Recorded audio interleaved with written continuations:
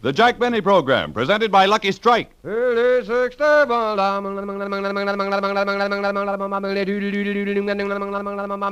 the American. Let your own taste and throat be the judge. For smoothness and mildness. There's never a rough puff in a Lucky Strike. For smoothness and mildness. There's never a rough puff in a Lucky Strike. Yes, let your own taste and throat be the judge. For smoothness and mildness. There's never a rough puff in a Lucky Strike, and that's because LSMFT. Lucky Strike means fine tobacco, fine, light, naturally mild tobacco that gives you smoothness and mildness. And no wonder, for years, Lucky Strike has maintained America's largest and most complete cigarette research laboratory. Prior to the auctions, the buyers for Lucky Strike send sample tobacco leaves from all tobacco-growing areas to this great laboratory for scientific analysis to help determine which tobaccos are really fine. And this is only one phase of the constant research that helps guarantee smoothness and mildness in every single Lucky Strike you smoke. So smoke a Lucky. Let your own taste and throat be the judge. For smoothness and mildness, there's never a rough puff in a Lucky Strike. So round, so firm, so fully packed, so free and easy on the draw. Make your next carton Lucky Strike.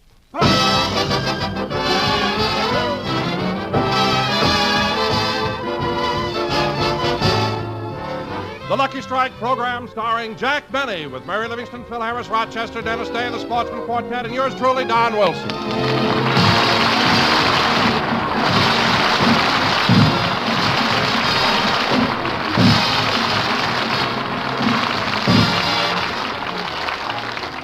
And now, ladies and gentlemen, let's go out to Jack Benny's home in Beverly Hills, where, even as you and I, Rochester is filling out his income tax. Let's see. Name, Rochester Van Jones. Occupation, butler, chauffeur, cook, gardener, valet, masseur, window washer, and composer of Time on My Hands. Now, let's see. Exemptions. If married and your wife or husband had no income, or if this is a joint return of husband and wife, list wife or husband. I better read that again. If married and your wife or husband had no income, or if this is a joint return of husband and wife, list wife or husband. Yep, that's what it says. That's what the form says. Uncle Sam says that.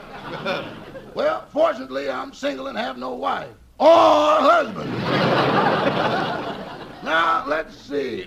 Enter your total wage. Oh, hello, Rochester. What are you doing? I'm filling out my income tax, Mr. Benny. It certainly is complicated. Well, I'll help you with it if you like. I sure would.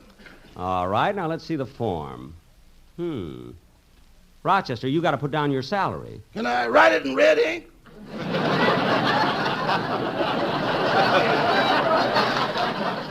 Why? I want them to know I'm blushing.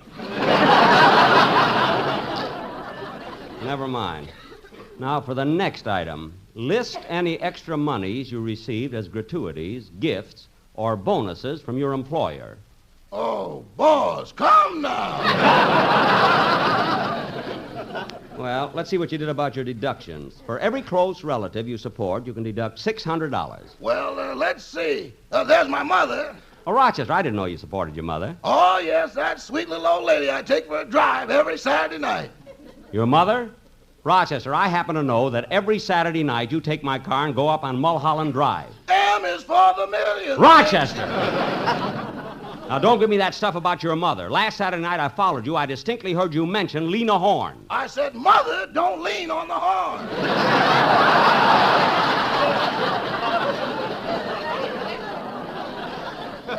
Oh, sure. Now, let's see the rest of this. Oh, for heaven's sakes. Rochester, you can't list Tan Ferran as a dependent. And what's this item you show as income? Oh, that was the night Mr. Harris hired me as bartender. Man, was I busy. Why, who was there? Just Mr. Harris. Oh. By the way, boss, you went to the preview of Mr. Harris's picture last night, didn't you? Yes, it's called Wabash Avenue. How was it? Very good, Rochester, and Mr. Harris was excellent in it. Say, I ought to call him and tell him how much I enjoyed it. I meant to do that yesterday. I forgot all about it after I saw the picture. Hello, Mr. Harris's residence. Huh? Who's this? Alice. Alice? Yeah, Alice Quigley, Mr. Harris's new secretary. Oh. Well, say, isn't it a little confusing having two Alices in the same house? No, he calls his wife Blondie. Ah. What does he call you? Dagwood.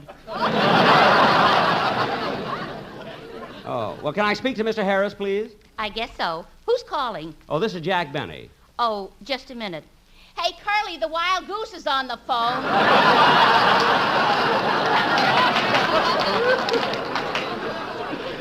Okay, I'll take it in this room. Hiya, Jackson. What's on your mind? Well, Phil, I called to tell you how much I enjoyed your new picture, Wabash Avenue. I mean, not only did your photograph swell, but you were great in it. You gave the part everything it needed. Really, Phil, you were magnificent. I know. Phil, why must you be so conceited? It's not conceit, Jackson. You said I was good. I know I was good, so there's no sense me being immoral about it. You must mean immodest. But, Phil, the scene that impressed me most was the one where you were so upset about losing the girl that you went out and got drunk. Gee, you did that swell. Yeah, even Mr. Zanuck said that scene was worthy of an Academy Award. Well, it was. Did you have to do much work on it? What work? I came in one morning, I was loaded, they shot the scene, and the star was born.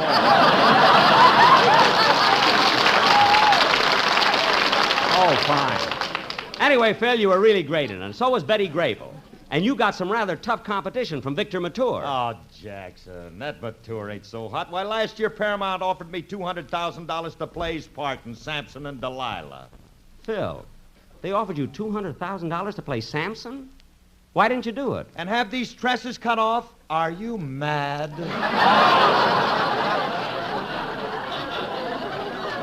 Well, I don't blame you, Phil. Having you this way is bad enough, but bald-headed would be revolting. You and Sammy the drummer would look like a lovely bunch of coconuts.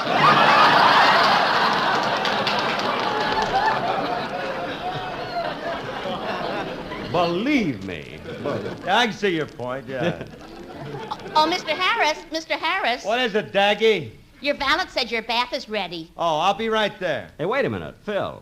How come all of a sudden you not only have a secretary, but a valet, too? Look, Dad, you're talking to a movie star. Well, I'm glad you finished that. For a minute, I thought you were going to give milk.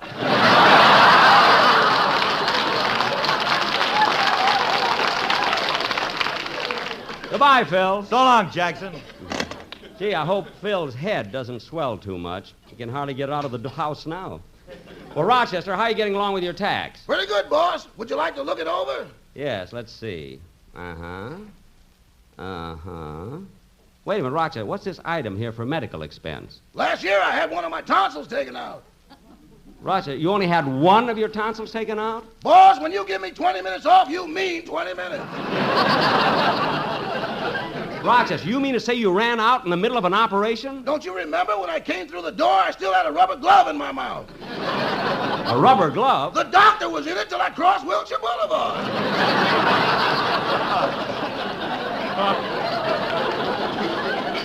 Oh, stop with that. Uncle Sam wants money, not jokes.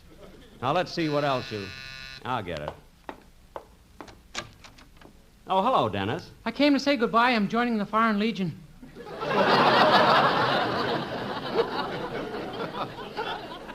Dennis, look at me. You're joining the Foreign Legion? Uh-huh. The French Foreign Legion? Oui, El Capitan. El Capitan? That's Mon Capitan. I'm going by train.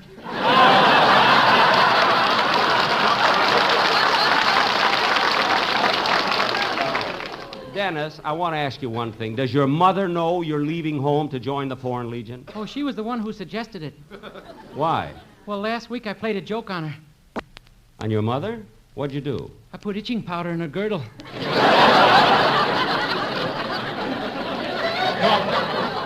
Well, that's an awful thing to do. Your mother should slap your face. She can't. She's using both hands to scratch with.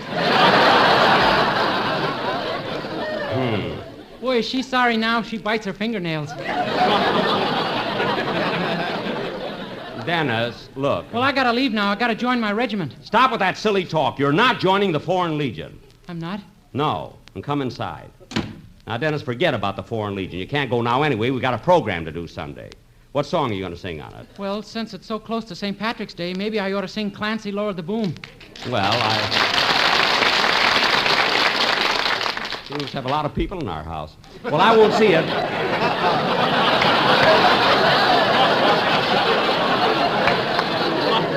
Well, I won't see it till it's time for the broadcast, so let me hear it now. Yes, sir. Foreign Legion. Go ahead and sing. Okay, hold my sword. Your sword? Hey, look at that. Say, that sword is over 3 feet long. Where'd you get it? In a box of Cracker Jacks. What? It stuck out a little. Dennis, sing, will ya?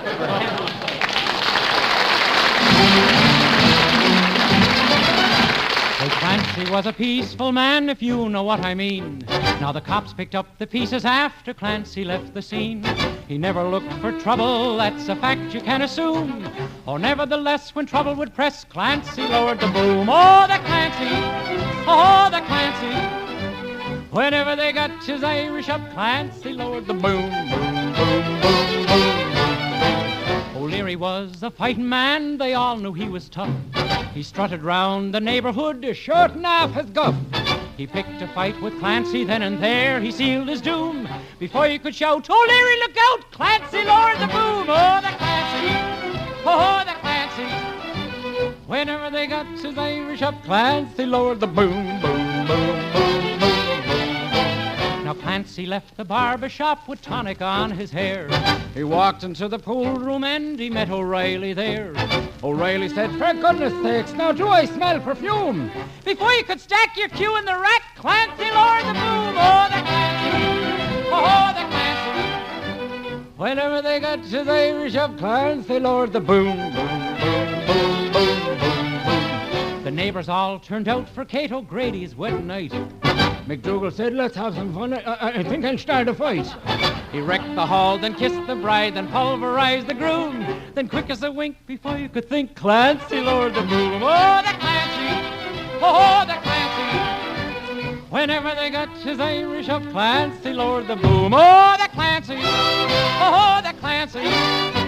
Whenever they got his Irish up, Clancy lowered the boom, boom, boom, boom, boom, boom, boom, boom, boom. Sure, it was the greatest sight you ever did see when Clancy lowered the boom.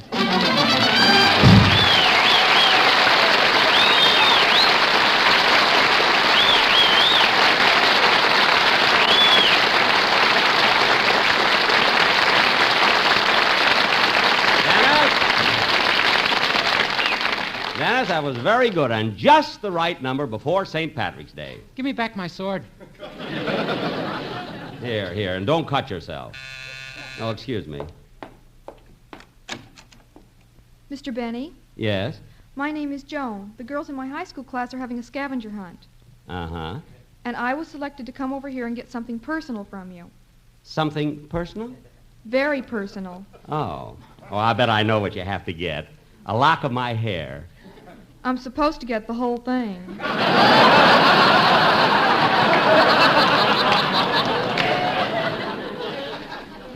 Well, Joan, step in for a minute. I'll go into my room and get you one. Excuse me a minute. I'll be right back. Hello. Hello. My name is Joan. I'm a junior at Chadwick High School. My name is Dennis. I'm a private in the Foreign Legion. I leave to join my regiment tonight. Gee, you mean you're going all the way out to the desert? Uh-huh. Way over to North Africa? I thought it was in Palm Springs. Say, wait a minute. I know who you are. You're Dennis Day, aren't you? Uh-huh. Gosh, wait till I tell the rest of the girls in my class I met Dennis Day. They think you're a wonderful singer. They do? Yeah, they think you're almost as good as Vic Damone.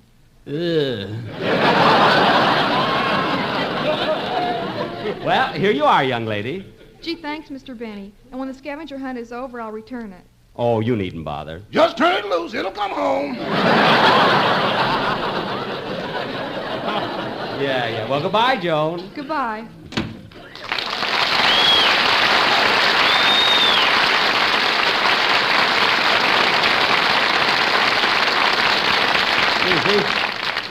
She was a pretty girl, wasn't she, Dennis? Dennis? He left with her. Say, boss, I finished making out my income tax. I'm ready to send to the government. Have you got a 3-cent stamp? Rochester, you've already got a 3-cent stamp on the envelope. I have to put one in the envelope. That's my tax. Well, I don't know if you're allowed... Uh-oh, look what time it is. I better turn on the radio. I don't want to miss it today. Boss, what's on the radio that's so important? I want to listen to that program. You know, they're going to announce the winner of the contest. Is that the contest that you've been sending all those soap wrappers to? Yep, that's the one. It's sponsored by the Sagebrush Soap Company. Gosh, I hope they like the slogan I sent in. Now is the hour to take a shower while the bloom is on the sage. That ought to win it. Rochester, turn on the radio. Boss, that program doesn't come on for 5 minutes yet. I know, but I don't want to take any chance of missing it, you know. Boy, could I use a trip to Honolulu or 2 weeks in Havana. Turn on the radio. I can see no matter how near you'll be, you'll never belong to me, but I can dream, can I adore you, although...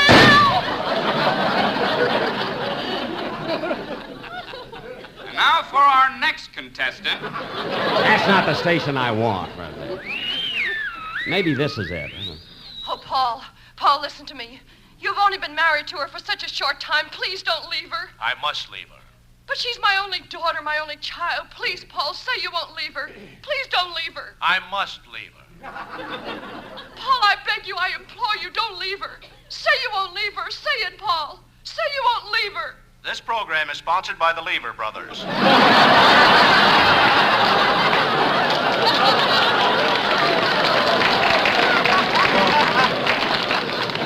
Oh, that isn't the station either. And now we bring you our genial master of ceremonies, the man with the sagebrush complexion, Frank Nelson. That's it, Rochester. That's the program that has the contest. How do you do?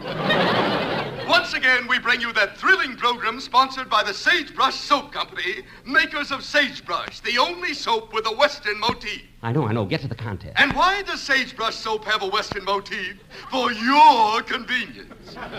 When you're bathing, Sagebrush doesn't slip and slide all over the place, thanks to that Western motif. Sagebrush is the only soap that's shaped like a gun. In the morning, all you have to do is take off your pajamas, strap on your holster, and step into the shower. Come on, announce the winner. Yes, with Sagebrush, the soap that's shaped like a gun. There's no rub or scrub. You shoot yourself clean. So remember our slogan, use Sagebrush soap and smell like a cowboy.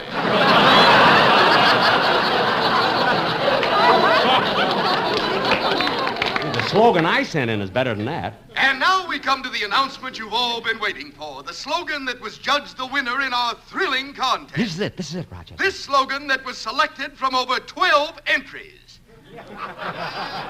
And here it is.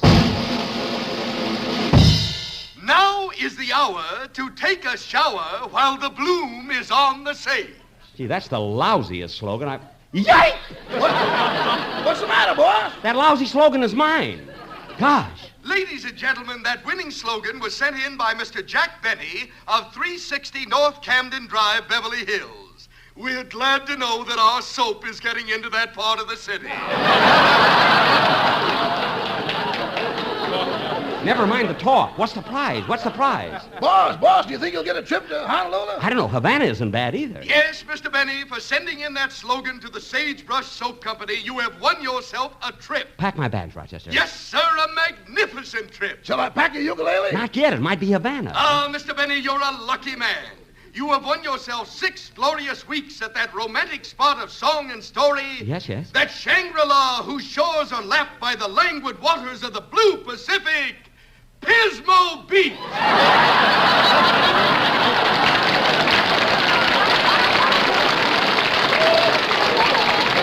Pismo Beach? What happened to Honolulu? And now, in honor of our contest winner, Mr. Jack Benny, who sent in our new slogan, now is the hour to take a shower while the bloom is on the sage, our quartet, Procter, Gamble, Palmolive, and Peach, will wish our contest winner bon voyage. Take it, boys. By the sea, by the sea, by the beautiful sea. Pismo Beach, oh how happy you'll be. When each wave comes a-rolling in, you will duck or swim. And you'll float and fool around the water. Over and under and then up for air. Just use one dab of glue and you won't lose your hair. You'll have a lot of fun a-shooting clams with your soap gun at Pismo by the beautiful sea. Lucky strike, you will smoke them all day. And for smoothness and mildness, you'll say they're okay. Round and firm and so fully packed, made of fine tobacco. Yes, it's LS, MFT, by the beautiful sea. Take a puff, and we know you'll agree. You'll find there's no rough puff or puff or rough puff at Pismo by the beautiful sea.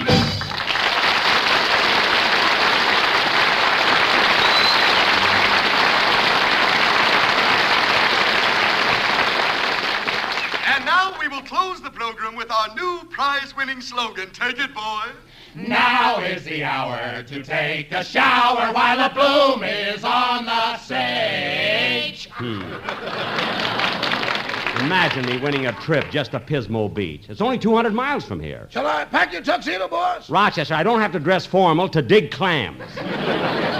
Anyway, I'm not going. Ladies and gentlemen, this is Dreer Pooson speaking to you from Washington. My first prediction is that the federal budget will soon be balanced. This feat will be accomplished as soon as we collect the income tax from Bob Hope. He's not kidding. The money Bob's making at the Paramount New York will do it. Shut off the radio, Rochester. Well, I think that I'll get it. Hello? Hello, Mr. Benny. Well, Mr. Kitzel.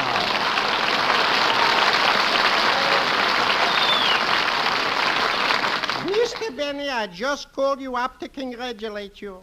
Congratulate me? Yeah, I was sitting here at home listening to the radio when all of a sudden they're announcing you the winner on a contest. Oh, that. What a slogan. Now is the hour to take a shower while Mrs. Bloom is on the stage. No, Mr. Kitzel. That's Bloom is on the stage. Oh, I thought it was his wife. Oh. Mr. Benny, are you lucky? My, what I wouldn't give to spend 6 glorious weeks in Pismo Beach. Well, Mr. Kitzel, Pismo Beach is a lovely place, but I can go there anytime. It's close by. I don't have to win it. Anyway, I'm not going. But a vacation would do you good, Mr. Benny. You've been working too hard. Well, I know. Every Sunday a radio program and 5 nights a week on television. Me? On television? I never miss it. Time for Benny. Well, that's Beanie. Time for Beanie. See that? Look, Mr. Kitzel, they're puppets. Ooh, puppets, schmuppets. I still think a vacation is good for everybody, and that's why I'm going to Sun Valley this week. Oh, you're going up Sun Valley? Yes, I'm going up to do some skiing. Well, you better be careful, Mr. Kitzel. You know, Ali Khan broke his leg while skiing. Now he's confined to his home for 6 months. So what? When you're married to Rita Hayworth, where do you want to go? Oh, I never thought of that. Well, it was nice of you to call, Mr. Kitzel. Goodbye. Goodbye, Mr. Benny. Shoot a clam for me. I told you I'm not going. Goodbye.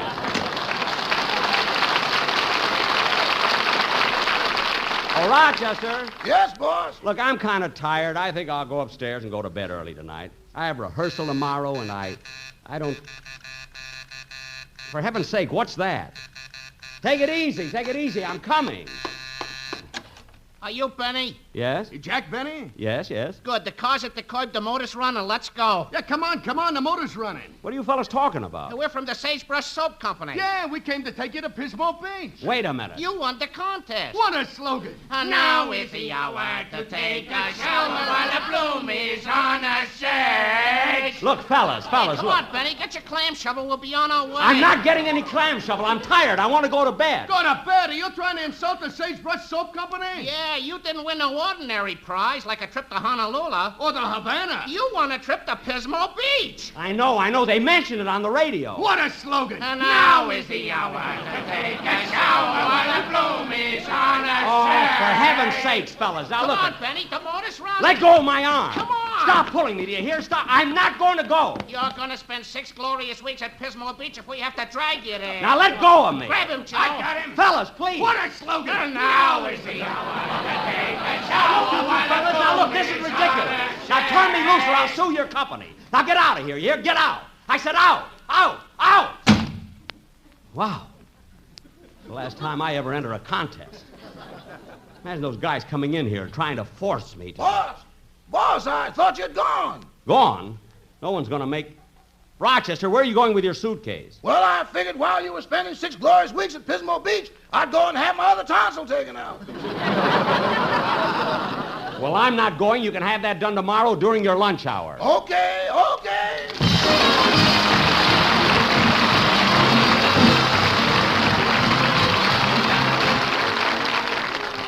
Ladies and gentlemen, it is my extreme pleasure now to present the Vice President of the Columbia Broadcasting System, Mr. Howard Meagan. Ladies and gentlemen,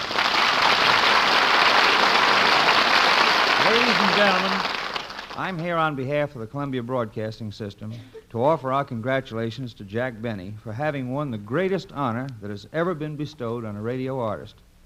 Radio Daily conducted a poll among all of the radio editors and columnists in the United States and Canada.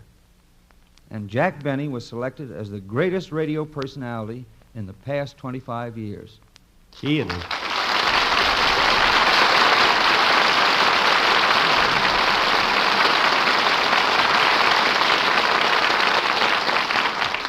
Gee, I'm only 39. Well, seriously, Jack, CBS wants to add their congratulations to the many you've no doubt already received. Well, thank you, Mr. Meagan, and I'm very grateful and very proud of this honor. I want to thank Radio Daily, who conducted the poll, and the radio editors and columnists of the United States and Canada.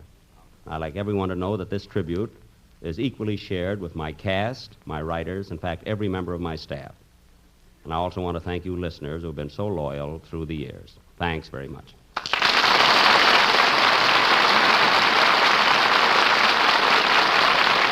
Jack will be back in just a moment, but first... Let your own taste and throat be the judge. For smoothness and mildness. There's never a rough puff in a Lucky Strike. Let your own taste and throat be the judge. For smoothness and mildness. There's never a rough puff in a Lucky Strike, and that's because... LSMFT.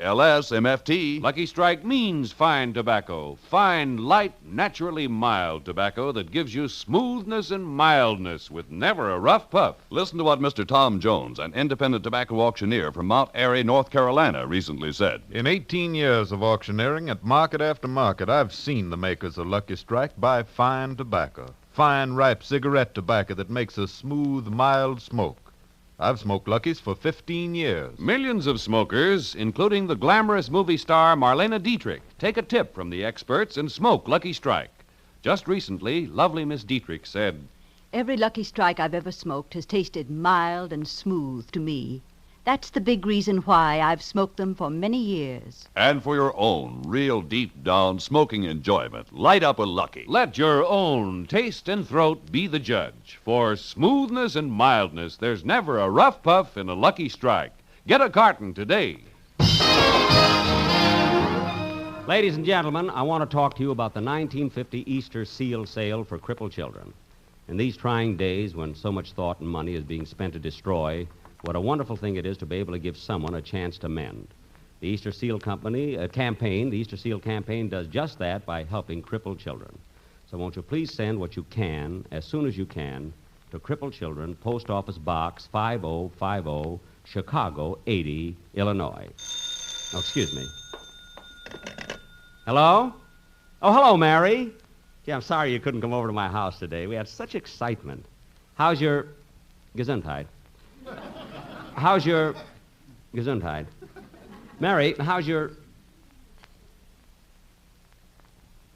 Gesundheit? Gee, that was a long one. What? Oh, I was going to ask you how your cold was, but never mind. What'd you say, Mary? Oh, you heard what Mr. Meagan said? Well, thanks, Mary. I feel very happy about it. So long, Dow. Be sure to hear Dennis Day and A Day in the Life of Dennis Day. Stay tuned to the Amos and Andy Show, which follows immediately. This is CBS, the Columbia Broadcasting System.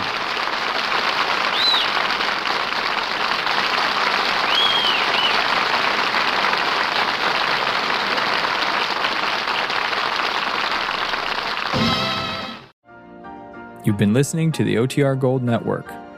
Find more classic radio at otrgold.com.